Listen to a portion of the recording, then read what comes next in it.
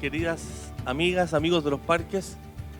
Muchas gracias por acompañarnos esta tarde de invierno a inspirarnos aquí con la naturaleza. Tenemos la oportunidad de compartir dos lindas experiencias esta tarde. La primera es el estreno en la región de los lagos de este maravilloso documental de Wild Andes. Gracias a las gestiones de Ladera Sur y a la gentileza del Smithsonian Channel, nos otorgaron los derechos para reproducirlo. Es un documental que todavía no está online y que tiene imágenes inéditas de nuestra Patagonia, de nuestra ruta de los parques, territorio protegido de todos los chilenos, en una trama que parte de lo más pequeño a lo más grande y nos muestra la interdependencia de la comunidad de vida que habita este maravilloso sur que compartimos todos.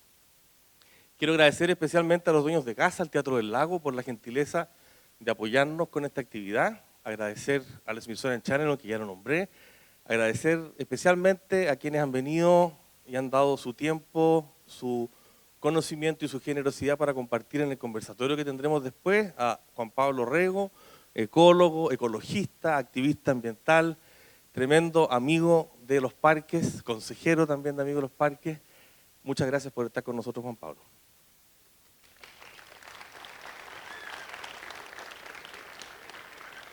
A Juliana Furchi, presidenta de la Fundación Fungi, tremenda. Bueno, ya no hay que presentarla. A Martín del Río, socio nuestro en varias tareas que hemos emprendido en este año y medio de existencia, director y fundador de Ladera Sur, un portal que invita a vivir la naturaleza, a apreciarla, a conocerla. Así que muchas gracias, Martín, por estar con nosotros. Esta tarde vamos a estar entonces en un menú de dos tiempos, con un documental muy preciso y compacto de 40 minutos, que va a dar pie a la conversación que luego tendremos con estos tremendos invitados para preguntarnos, ¿por qué Parques Nacionales? Don Juan Pablo Rego, ecólogo, ecologista, activista, miembro del Consejo también de Amigos de los Parques y un importante defensor de la Patagonia chilena y un gran amigo de los parques. Juliana Furchi, de la Fundación Fungi, quien ha puesto en valor el tercer reino, el Ringo Funga, ¿cierto? Al primero, perdón, que estaba un poco olvidado, Flora, Fauna, Fungi, las 3F. Y Martín del Río, fundador de Ladera Sur, gran socio de Amigos de los Parques, consejero y parte importante de la creación de esta gira que hemos hecho por Chile en distintas regiones, mostrando la maravillosa naturaleza, la comunidad de vida que habita la Patagonia chilena, que hoy está protegida en la figura de Parque Nacional, probablemente la figura de más alto nivel en el fondo y de más trascendencia para mantener protegidos estos ecosistemas que estaban en peligro. Y también es de alguna manera la invitación a la conversación con una parte en que voy a invitar a los panelistas a hacer una presentación de por qué Parques Nacionales y luego vamos a abrir la palabra para tener unos 20 minutos de conversación con ustedes, amigos de los parques. Después de ver esta preciosa manera de registrar la vida en la Patagonia chilena, quería invitar a Juan Pablo a que de alguna manera nos plantee por qué es necesaria la protección en un nivel de parque nacional, cuál es el nivel en el cual los seres humanos también, que nos hemos desconectado a veces ficticiamente de esta naturaleza que nos envuelve y que a veces es mucho más evidente para quienes vivimos en el sur su presencia, sin embargo, aún así la nombramos fuera de nosotros, la nombramos como algo que realmente es externo, es explotable, sin embargo ahí está la garantía de vida nuestra para el planeta. Probablemente la naturaleza nos va a sobrepasar, pero nuestra vida y nuestro rol en esta comunidad de vida es clave para entender en el fondo esta protección. Juan Pablo, te invito a unas palabras. Bueno, muy buenas tardes o buenas noches ya. Aunque no lo crean, primera vez aquí en Frutillar, así es la vida. Está harto bonito el pueblo, ¿no? La verdad. Bien bonito. Bueno, la pregunta que nos planteamos bien genérica es ¿por qué parques? Y esto invita a otras preguntas. ¿Por qué necesitamos áreas protegidas? ¿no? Es bien curioso todo esto, proteger áreas. Y cabe preguntarse de partida de qué necesitamos proteger estas áreas. Que no es un tema en realidad que vamos a tocar aquí, pero para que quede la pregunta ahí, o la reflexión ahí. Ahora, la primera respuesta como obvia a la pregunta por qué necesitamos parques o por qué parques es por una necesidad apremiante. Desde el impacto de un meteorito hace 66 millones de años atrás, la comunidad biosférica no había sufrido un fenómeno natural tan intenso y tan letal como la humanidad. Siento decir esto, la verdad, y niños y jóvenes aquí, pero es la pura verdad. Y necesitamos ver las realidades para poder, en muchos casos, cambiarlas y revertirlas. Yo digo, solo la naturaleza puede revertir el cambio climático. Creo que tengo la convicción, soy ecólogo, solo la naturaleza puede revertir el cambio climático, si le devolvemos su protagonismo, si la restauramos. Esa es la verdad. Todos nuestros tecnofix, que además se transforman en mega negocios, no van a resolver el problema. Y sabemos las cifras, yo creo, toda la gente que está aquí, todos nosotros sabemos las cifras, son bastante catastróficas, 50% de los bosques del planeta desaparecidos, 60% de los grandes ríos de este planeta fragmentados y degradados. Estas son cifras absolutamente reales. El 50% de los arrecifes de coral destruidos en todos los mares tropicales de todo el planeta, 50% se calcula, y todo esto va más encima en aumento. El Ártico se está derritiendo, la Antártica se está desarmando, y como que no estamos reaccionando. Tenemos la COP25 en Chile, mucho discurso, mucha onda, la sociedad civil está tomando un rol súper importante, de hecho, que a muchos nos alegra demasiado. Ahora, esto de la disminución de la biodiversidad, hay gente que argumenta que no es tan grave o no es tan importante o que no es novedad, porque se calcula que el 99,9% de las especies que han existido en este planeta han desaparecido. O sea, el tema en realidad, la biodiversidad es un proceso, es un continuum que va cambiando, todos lo sabemos. Pero la verdad es que para mí esa cifra de que el 99,9% de las especies se han extinguido, a mí no debiera dar pie a destruir ni una sola más, ¿no? Por supuesto que no. Y lo curioso es que realmente estamos provocando un apagón de una biosfera que es la biosfera con la cual la humanidad coevolucionó. Esa es la verdad. Nosotros coevolucionamos con esta biosfera. Y yo incluso lo digo de una manera tratando de hacer sentir esto de maneras además no solamente racionales, sino también emocionales. La biosfera literalmente es nuestro cuerpo extendido. Y esto lo digo como científico, como ecólogo, en términos atómicos, moleculares, elementales. El ser humano está adentro de la biosfera y somos parte del ciclo gaseoso de la atmósfera. Estamos respirando airecito con un 21% de oxígeno. ¿Quién está asegurándose que se mantenga ese 21% de oxígeno en el aire? Vamos pensando. Y exhalamos aire con un poquito menos de oxígeno cuando lo botamos, un 3, 4, absorbemos como un 4% de ese 21, sale como con 16, 17, pero sale con mucho más dióxido de carbono. Inhalamos un aire como con 0,04% de dióxido de carbono y exhalamos como un 4% de dióxido de carbono. Pero transformamos ese aire, exhalamos un aire distinto, estamos dentro del ciclo gaseoso, estamos dentro del ciclo hidrológico. Tomamos agua y hacemos pipí. Y de hecho, cuando orinamos, botamos la proteína, el nitrógeno, la urea de la proteína vegetal o animal, la estamos eliminando a través de la orina. Estamos metidos dentro del ciclo hidrológico, por decirlo así. Yo siempre comento, no sé si han visto este documental que están dando en Netflix, que se llama One Strange Rock, que la cuenta Will Smith, con sus orejitas paradas, y 6 astronautas que ponen una mirada súper interesante. Bueno, de repente muestran una escena en que un astronauta, con una luz especial, por supuesto con un contraste, se saca el calcetín adentro de una estación espacial y vuela una constelación de células muertas. Pero así. Y fíjense que esto es un problema para las estaciones espaciales y para las cápsulas, porque se empieza a tapar la rejilla de las ventilaciones y todo tiene que estar limpiando, aspirando todas esas células muertas. ¿Qué es lo que indica eso? Estamos todo el tiempo reconstruyéndonos, deshaciéndonos y reconstruyéndonos. en base al aire, al agua, los alimentos, etc. De nuevo, no somos un objeto cerrado, terminamos, somos porosos, somos un proceso dentro del proceso de la biosfera. Y eso como que todas estas cosas ahora uno las dice y suenan, hemos olvidado estas cosas, hasta qué punto nuestra identidad está totalmente interpenetrada con la biosfera entera y con todos los otros seres. Bacterias, estamos llenos de bacterias. Es impresionante, 10% de nuestro peso seco es bacteriano.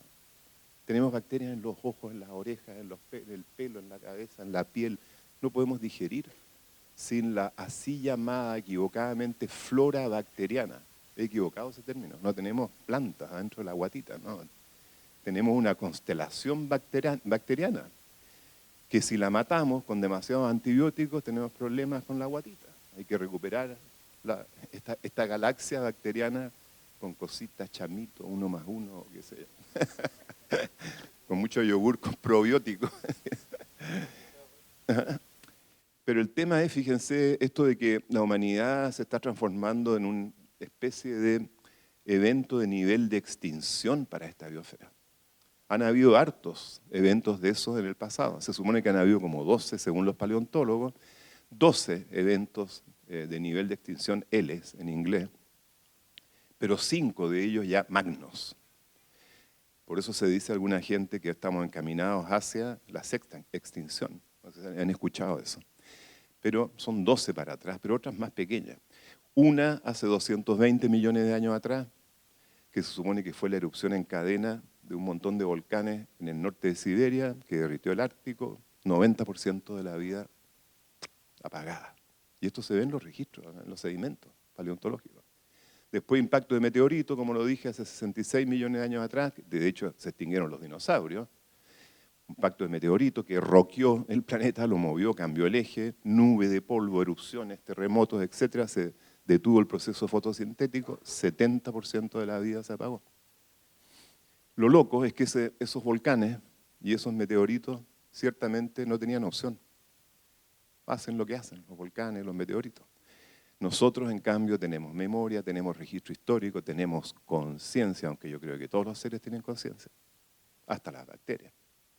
Buscan, tienen opciones, eligen, van donde está la comida, donde no, hacen muchas cosas que son conscientes o por lo menos sensibles, muy sensibles. De hecho, en Nueva Zelanda se está diciendo, ahora se pasó una ley que dice que todos los animales son sentient. Vamos avanzando, que son sensibles. Todos los animales son sensibles. Las plantas también son sensibles. Las bacterias también. Los hongos, ¿para qué decir? ¿No es cierto, Julián? Bueno, entonces, claro, en este contexto, que yo creo que esto es clave entenderlo. Yo conocí a una microbióloga que revolucionó la teoría de la evolución, Lynn Margulis, que siempre recomiendo que la lean. Se murió, desgraciadamente. Sí, Microcosmos, qué es lo que es la vida, tiene un libro gigante de taxonomía, Kingdoms and Domain, una mujer increíble. Y ella decía que estamos como estamos porque no conocemos nuestros orígenes, porque no entendemos nuestra historia. Y ustedes la leen a ella y a todos los microbiólogos actuales, y la verdad es, y esta es una conclusión mía, pero ascendemos de las bacterias, esa es la realidad. El planeta se forma hace 5.000 millones de años, surge la vida que nadie entiende, ella dice, no entendemos cómo, surge la primera forma de vida de la sopa primordial, y por 2.000 millones de años lo único que hubo fueron bacterias en este planeta, hasta que llegó a haber una bacteriósfera alrededor de todo el planeta. Y que esa bacteriósfera empezó a generar las condiciones para que surgieran biosferas más complejas y seres, organismos más complejos. Fíjense, las mitocondrias que tenemos adentro, nuestras fabriquitas de energía, impresionante. Está demostrado ahora por el ADN, los estudios finísimos de ADN. Son descendientes de las bacterias fotosintéticas, las cianobacterias, y los cloroplastos también, de las plantas. También las fabriquitas de energía dentro de las plantas. Descendientes de bacterias que surgen al origen de la vida hace 3.800 de años atrás. Así de entreverada es la vida en este planeta, así de conectados estamos. Y aquí están estas mitocondrias dándonos nuestra energía. ¿Cuándo le hacemos un saludo a las bacterias, a las cianobacterias? ¿Cuándo le hacemos un homenaje a los hongos? ¿Cuándo le hacemos reverencia a los árboles, por favor, y a los animalitos, etcétera? Y la vida también es dura. Ustedes vieron esas imágenes ahí, esa puma cazando el guanaco. La vida tiene sus reglas biológicas súper fuertes, esa es la verdad. Bueno, y los parques entonces, yo siento que los parques literalmente son una necesidad imperiosa reactiva en este momento, que no queda otra. Hay que salvar biodiversidad, se fijan, y belleza y complejidad en estas áreas protegidas. Pero a mí personalmente me preocupa mucho todo el territorio que no está dentro de los parques. Este país está hecho trizas. También siento decirlo. Este es un país de sacrificio que, como se dice ahora, de norte a sur y de sur a norte. Le estamos dando una paliza al territorio, le estamos dando una paliza a la naturaleza, y no para, y no para. Y sabemos, y están todos los problemas, los cánceres, los accidentes vasculares, la salud mental, ¿qué está pasando con nuestra mente, con esta degradación de la naturaleza? Yo he acuñado un término que es la ecopatía, de alguna manera el fenómeno urbano a que tú aludías, ¿no? Va generando, esto es un invento, ¿eh? Pero va generando una ecopatía. Cuando uno se desconecta de la naturaleza, uno está desconectando de uno mismo, porque somos la naturaleza. Y una vez que uno es ecópata, uno puede ser cualquier sociópata, psicosis, cualquier cosa, porque te desconectaste de tu cordón umbilical fundamental. Y esto, por supuesto, es mental, como decía Eugenio. Si ecológicamente, físicamente, químicamente, no podemos desconectarnos ni un segundo de la biosfera. Es una desconexión mental. Entonces los parques ayudan, por supuesto, a que las personas, sobre todo los urbanos, ustedes viven mucho más rodeados de naturaleza que los santiaguinos o gente de otras ciudades grandes de Chile, se va produciendo esta desconexión. Entonces hay una esperanza, yo así lo creo, que la gente va a un parque, además están creando la realidad. Juliana nos contaba recién que vamos a la naturaleza en el fondo y por lo menos del reino fungi, yo les garantizo que encontramos una especie nueva. Y es así, o sea, la naturaleza la estamos descubriendo acá a todo momento, todos juntos, ¿no? O sea, el parque ofrece refugio a la biodiversidad, mitigación de cambio climático, ustedes lo saben, sumidero de carbono, que es una forma súper rara de decirlo, pero es un sumidero feroz de carbono. Los ríos, las cuencas sanas son sumideros netos de carbono. Yo he descubierto una cosa, estoy terminando, realmente una cosa bastante interesante, si ustedes lo piensan. Gran parte del carbono que está flotando en la atmósfera en forma de dióxido de carbono, una buena parte, es directamente proporcional a toda la vida que la humanidad ha destruido en estos últimos siglos y en las últimas décadas. Si no hubiéramos destruido esa biodiversidad, esos bosques, etc., ese dióxido, ese carbono estaría incorporado en vida, en organismos. Nosotros atesoramos carbono y atesoramos agua, por lo demás también. Esa ecuación es bien decidora y bien terrible. Entonces, por eso yo decía, si volvemos a restaurar esta tierra, a restaurar las cuencas con especies nativas, por supuesto, y sacar las plantaciones de a poquito y otras cosas semejantes, y el exceso de minas y el exceso de salmonicultura, perdonen, no quiero ofender a nadie, pero es que no queda otra, si no tenemos opción. Esto de que tenemos opciones y un poquito más de business as usual, un poquito menos, no. Esta biosfera está tiritando y se nota y se siente en los huesos, ¿sí o no? Se nota. No estamos bien y la humanidad es una con la biosfera. Se degrada la biosfera, nos degradamos nosotros.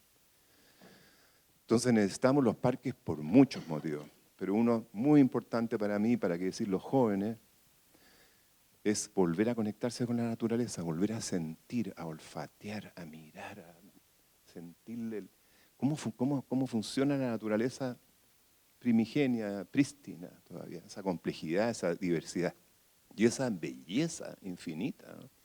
Volviendo a decir que igual, si la naturaleza no es rosas, rosas, rosas, las reglas del juego de la biología son fuertes. La muerte, la enfermedad, la putrefacción, pero hay mucha, pero mucha belleza. Entonces, por eso somos requete amigos de los parques, y la realidad es que también nosotros de repente decimos, con una humanidad distinta, funcional, sana, amorosa, informada, los parques no serían necesarios, porque tendríamos el planeta entero convertido en un vergel, y esto no es chiste, ¿eh? Esto se puede lograr. Piénsenlo, ¿sí o no? Se puede lograr. Pero hay que ponerse las pilas y, insisto, hay que ver el problema para ir para el otro lado. Hay que ver la realidad y ser valientes y mirar la realidad de frente. ¿Cuántas décadas se negó el cambio climático? Entonces después nos cae la inercia, el tsunami de la inercia, porque no actuamos a tiempo. Bueno, y yo les tiro la pelota a ustedes. Tenemos que ser cada uno de nosotros un agente social, activo, responsable, ecologista de alguna manera. Tenemos que serlo. Tenemos que serlo. Todos. Casi como al final del día, en la noche, a ver qué hice para ayudar un poquito, de verdad, yo se lo digo en serio. Y puede ser a nivel personal, que cambiaste algo de tu vida personal. Si eres más potente, puede ser a nivel de tu pueblo, de tu ciudad, a nivel de tu país, depende de tu capacidad y qué sé yo.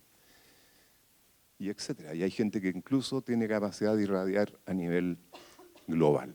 Y se puede llegar a ese mundo mucho mejor que este, que queremos y que necesitamos. Y lo último, ese mundo hay que visualizarlo. ¿Cómo podría ser la naturaleza en Chile? ¿Cómo podría ser una economía equilibrada, benéfica para todos? ¿Cómo podría ser vivienda ecológica? ¿Cómo podría ser una agricultura sana? Si no visualizamos eso, ¿qué es lo que nos come en la mente? La distopia que emana la televisión y las películas de Hollywood. Eso es lo que tenemos dentro de la cabeza. Y eso es lo que tenemos dentro de la cabeza, eso es lo que vamos a hacer. Entonces hay que ponerse a visualizar cada uno de su sector, de su profesión, ese mundo mucho mejor, que es totalmente posible, que queremos y que necesitamos. Y los parques están ahí haciendo en este momento, jugando un rol benéfico, sin lugar a dudas. Muchas gracias. Muchas gracias, Juan Pablo.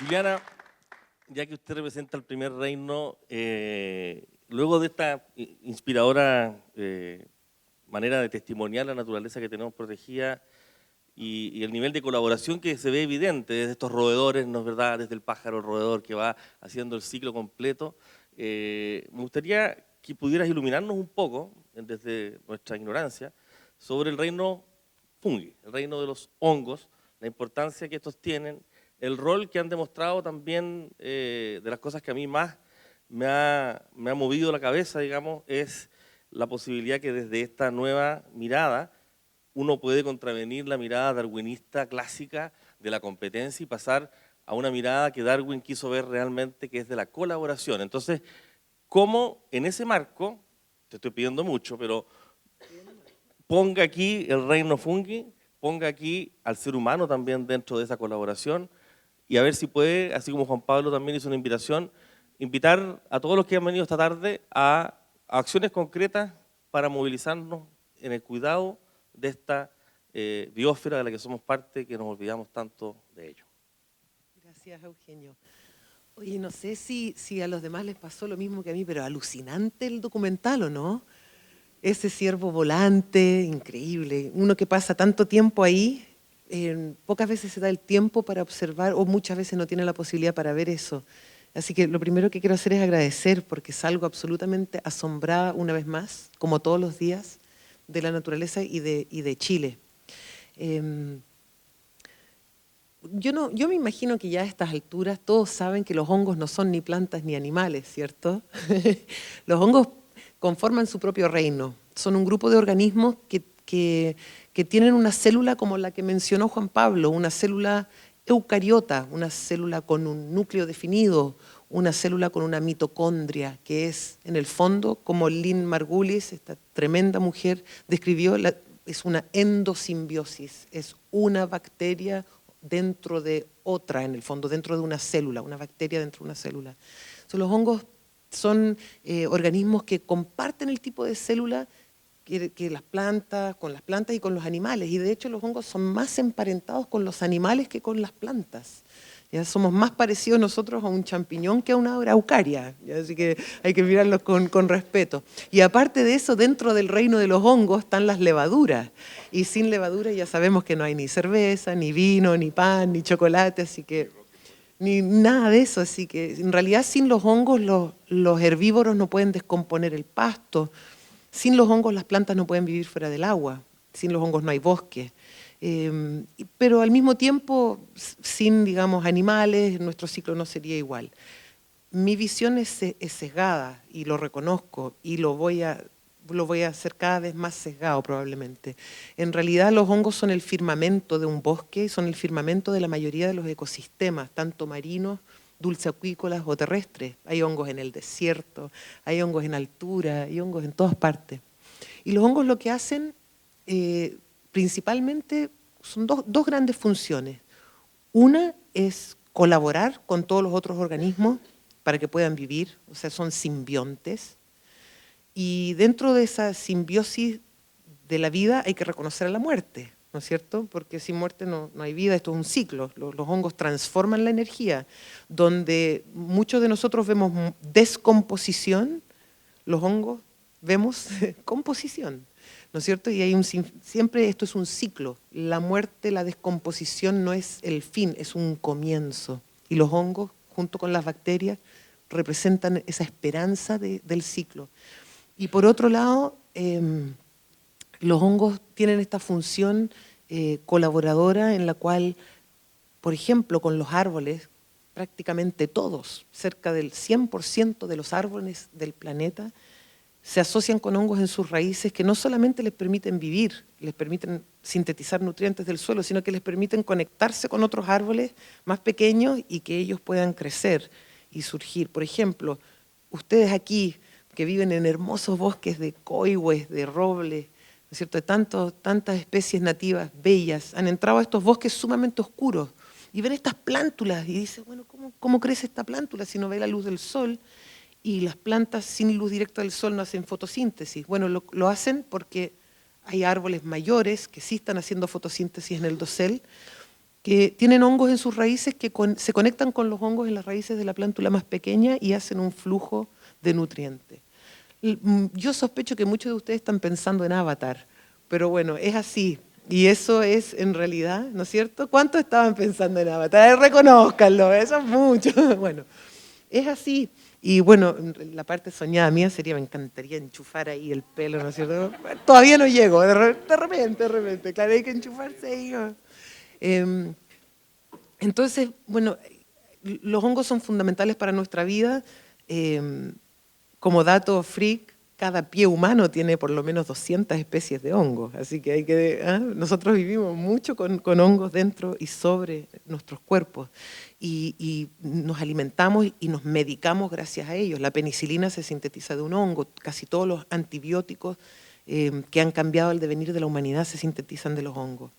Pero hoy día me gustaría hacer dos reflexiones sobre los hongos macroscópicos, o sea, hongos que forman estructuras macroscópicas como los champiñones, los digüeñes, los changles, ¿no es cierto?, los gargales, las orejas de palo, son todos hongos, y que tienen que ver con estos ecosistemas terrestres boscosos o no boscosos, porque hay hongos en el desierto, como les decía. Aquí un parque nacional no es sinónimo de bosque, ni de bosque viejo. Parque nacional puede ser también en San Pedro de Atacama, ¿no es cierto?, donde estos ciclos y donde el ciclo de la diversidad y los ciclos del carbono, del nitrógeno son los mismos, de distinta manera, de distintas tasas, pero son los mismos. Nosotros cada vez que entramos a un bosque, como decía Juan Pablo, descubrimos especies nuevas. Pero para descubrir una especie nueva uno tiene que coincidir con esa especie. Y coincidir no es menor. No es menor que a uno le toque ver y tener una relación con una especie. No todo el mundo que entra a un bosque ve al picaflor, no todo el mundo que entra al bosque ve al ciervo volante, ¿no es cierto? En el caso de los hongos es aún más mágica esa coincidencia, porque los hongos viven todo el año bajo el suelo, dentro de un árbol, dentro de cualquier sustrato, hasta de los muros de los baños de algunas casas, pero 1 o 2 veces al año, con suerte, ellos se manifiestan por muy poco tiempo en una estructura macroscópica para reproducirse de manera sexual. Y si uno coincide con eso, no solamente uno es privilegiado, sino que manifiesta la importancia de lo que uno ve. Es importante lo que tú ves en un bosque. No es un hecho que tú vas a entrar al bosque y vas a encontrarte con tal o cual especie. No es dado. No es, puede ser coincidencia para algunos. A mí me gusta verlo como una coincidencia que tiene hoy un rol importante en la conservación de la naturaleza. Se sabe solamente el 5%, se conoce el 5% de la diversidad de hongos del planeta. Es uno de los grupos de organismos con menor conocimiento que hay. Y por lo tanto, cada vez que ustedes van y cada vez que un parque nacional les da la oportunidad de entrar a un espacio custodiado, no intervenido, sin mayor disrupción, sonoro, gaseoso, ustedes probablemente se van a encontrar con especies que no se han visto antes. Y todos tienen un teléfono, ¿no? Algunos tienen más de una cámara, teléfono y cámara, y todos tienen la posibilidad de hacer un registro que aporta el conocimiento de con quienes nosotros cohabitamos, con quienes coexistimos. Y esa es una invitación bien, bien sincera que les quiero hacer, darse el tiempo de entrar a estos parques, de sentir, de coincidir, y como de empaparse de la magia de la coincidencia y realmente tomarse en serio lo importante que es lo que ustedes ven. Es importante con quienes ustedes coinciden y es importante sentir lo que allí ocurre. Pueden ser olores, ¿no es cierto?, colores.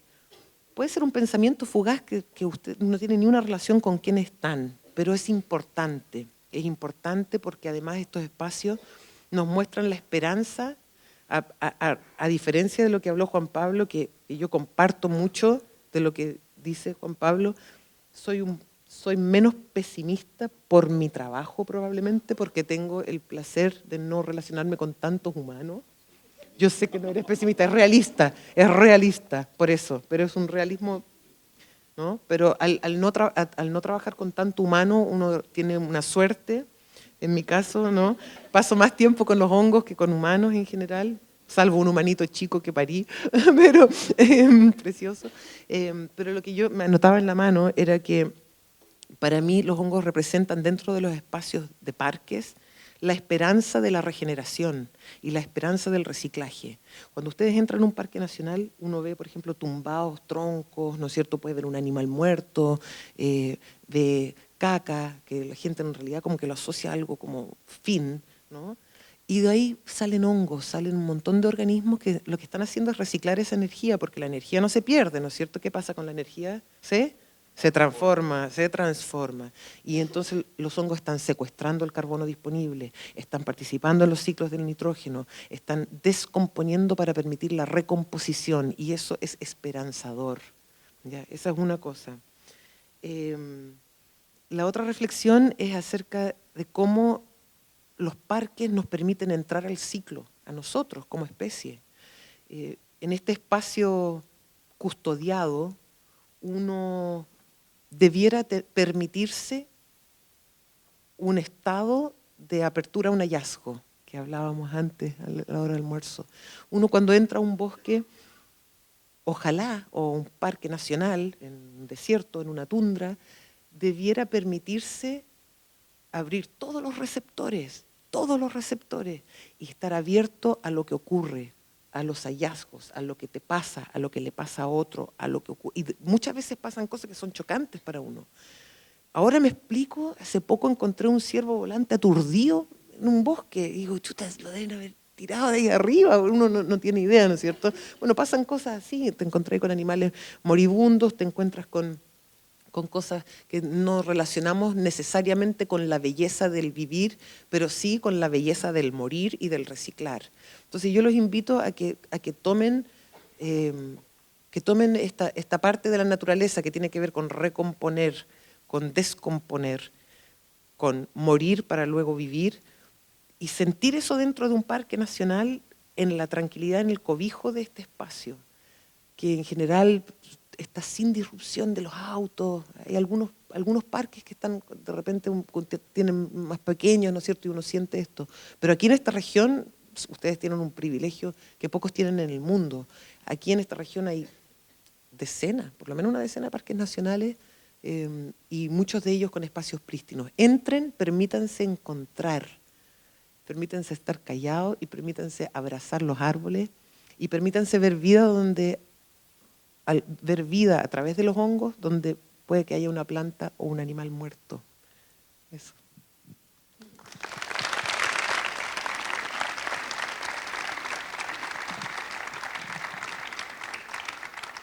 Muchas gracias, Yulín, por esa linda y amorosa invitación. En esta provocación a enfrentarse como nuevo frente a la realidad, es un poco más cercano y fácil para los que están acá, que probablemente viven todos en la región de los lagos.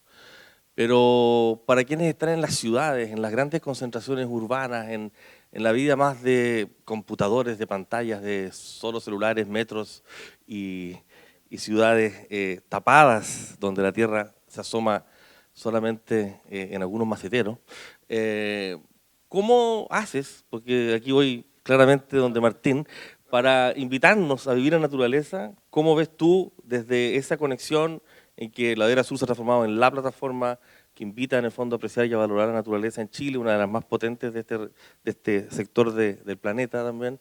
Esta invitación, esta necesidad, esta oportunidad, con urgencia, con esperanza y con un sentido también de colaboración en que todos tenemos un rol, y en ese sentido también te pregunto a qué invitas a quienes hoy nos acompañan. Difícil, o sea, la pregunta ante la ciudad casi como fuera el infierno.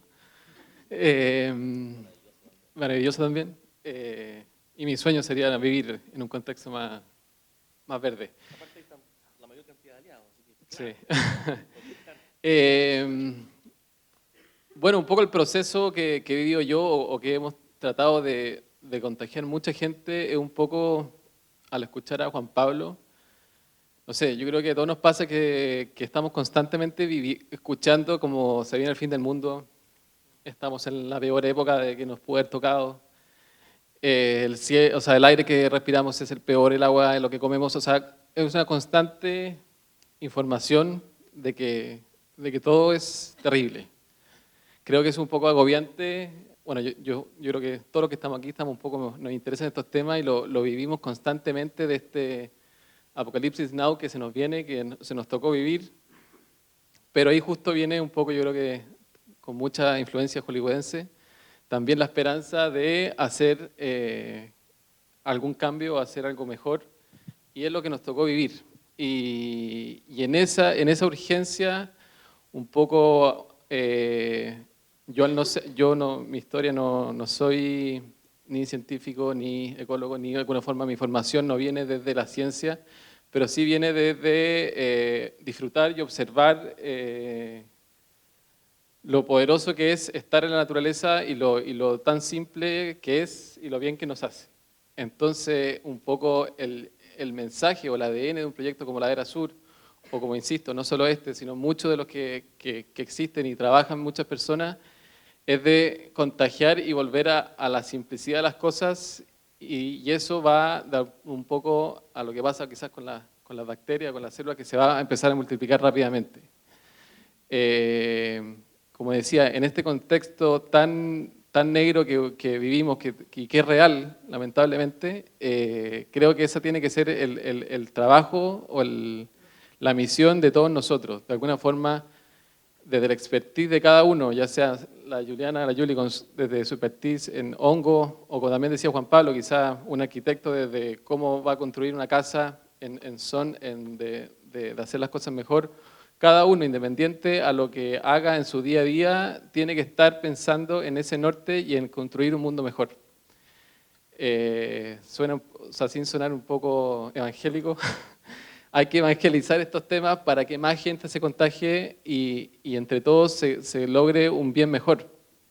A mí me ha impresionado con este proyecto que cuando yo partí pensé que, yo dije, esto va a aprender muy rápido porque a todo el mundo le gusta la naturaleza o hay una sensibilidad.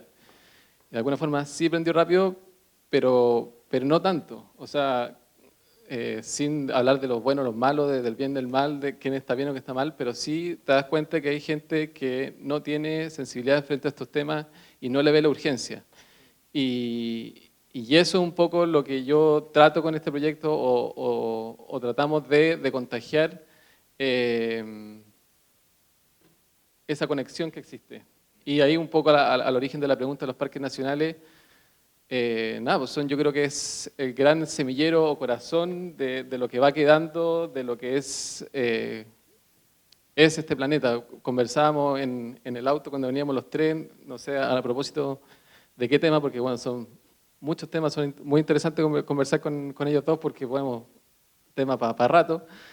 Hablábamos de cómo era el Valle de Santiago antes de la llegada de los españoles.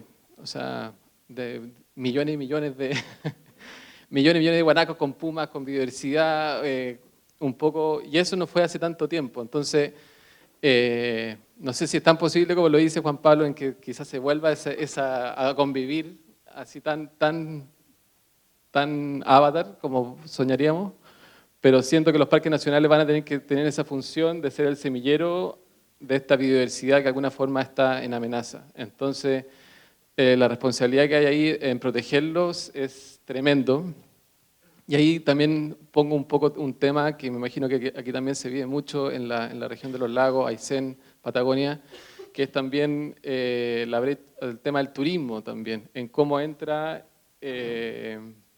a abordar quizás en una nueva economía, en un nuevo desarrollo, porque también tiene su arma de doble filo, en donde siempre creo que debe estar ante la conservación al bien del turismo. Creo que ese tiene que ser también el foco en que hay que proteger lo que tenemos antes de verlo también como un foco económico. Pero para insistir, a mí lo que me gusta de lo que está pasando, me gusta ver el vaso un poco más lleno, es que lo veo yo un poco, hay muchas personas que están trabajando en estos temas y cada día más. O sea, un poco vendo aquí cara, veo a la gente de Legado Chile, de Pueblo Patagonia, Geute, bueno, y así muchas organizaciones que de alguna forma lo que están haciendo es a cada uno con millones de causas y en su propia escala un bien mayor.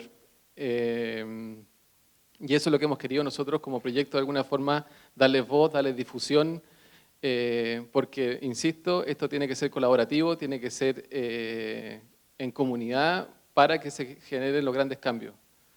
Así que, bueno, la invitación, lo que yo un poco también decía la Yuli, es en que disfrutemos esto, compartámoslo, el que sabe sobre una información sobre una planta, coménteselo a su amigo, a su hijo. Es buenísimo ver aquí a ver niños que les gusten estos temas. La otra está en el lanzamiento de un libro de pura gente que también trabajaba en estos temas. Y el 100% de los 25 personas que viven ahí hablaba de que o su papá lo había llevado desde chico, su abuela, un primo, un tío. O sea, la vinculación desde chicos es clave para que exista un vínculo mayor. Insistiendo, en la ciudad también se puede. O sea, yo creo que también desde llevarlo a un parque, desde la conexión con un bicho, desde un interés, de profundizar los intereses en estos temas, creo que va a ser un mundo mejor y van a haber más personas que se quieran interesar en estos temas. Así que yo, la invitación es eso, a que todos salgamos de acá de alguna forma motivados y a trabajar más en estos temas cada uno para que haya un mundo mejor. Así que muchas gracias. Muchas gracias, Martín. Quiero cerrar recogiendo un denominador común de las tres. Claramente es una invitación a tomar un rol como guardianes del futuro que podemos ser cada uno de nosotros. Y ese rol tiene que ver con esta manera de plantearse frente a la naturaleza, frente a los parques nacionales, de abrirse a descubrir y a ver. Uno puede ayudar a hacer aparecer, a iluminar especies que no estaban reconocidas. Uno puede visualizar y contagiar a otros a que se movilicen por esto. Amigos de los Parques, en amigosdelosparques.cl estamos creando una comunidad ya de varios cientos, ya somos miles, generando opinión, tratando de mantener el ojo y la luz puesta en esta tremenda oportunidad para Chile y para el planeta de tener una robusta institucionalidad de parques nacionales en Chile.